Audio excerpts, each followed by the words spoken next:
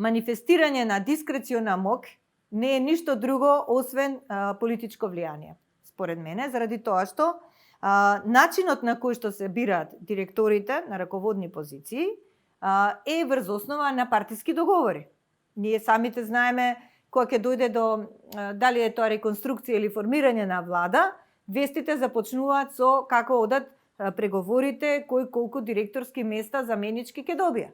Што значи дека врз основа на негативна селекција, односно селекција не на оној кој што е најдобар, туку оној кој што е партиски подобен, ние доаѓаме во амбис, затоа што не обезбедуваме одржливост на оваа држава со квалитетни кадри. Дотолку повеќе што државата двои пари, системот прави трошок за да ги образува луѓето, а тие понатаму придонесуваат и работат за други држави. И ние остануваме со најголем извоз на мозоци до сега.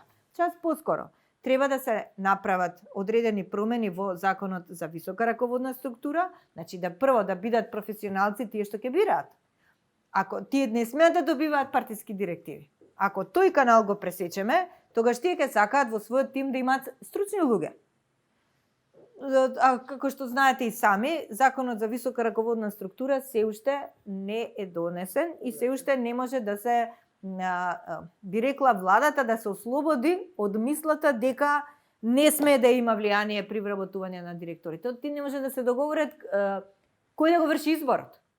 Најважно од се е дека тоа не може да биде дискреција, па дури на владата, туку треба да биде засновано на критериуми и на мерит процедури. Процедури во кои што ќе се утврди компетенција на оној што ќе биде назначен на определена функција. И денеска гледаме дека тоа не се почитува до крај, се назначуваат лица на функции без да се... И тоа е еден тип на дискреција. Значи да знаеме дека тоа е дискреционито. Да, владата има право да го назначи или премиерот, или меѓутоа како и зошто.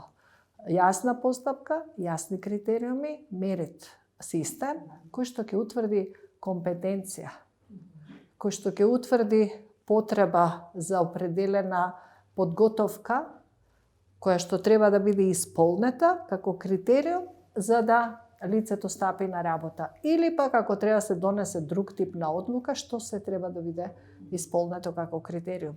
Имаме директори со несоодветни образованија и денеска, деновиве слушаме дека има и инспектори со несоодветни образованија за инспекцијата што треба да ја вршат. Дискрециони се и овластувањата да се носи одлука за промена на систематизација, кој ја носи таа одлука, зошто толку често се носи таа одлука, како може тоа постојано да се менува според потребите. Значи има многу точки на ранливост на кои што сме се осврнале и кои што треба да се расчистат преку законите.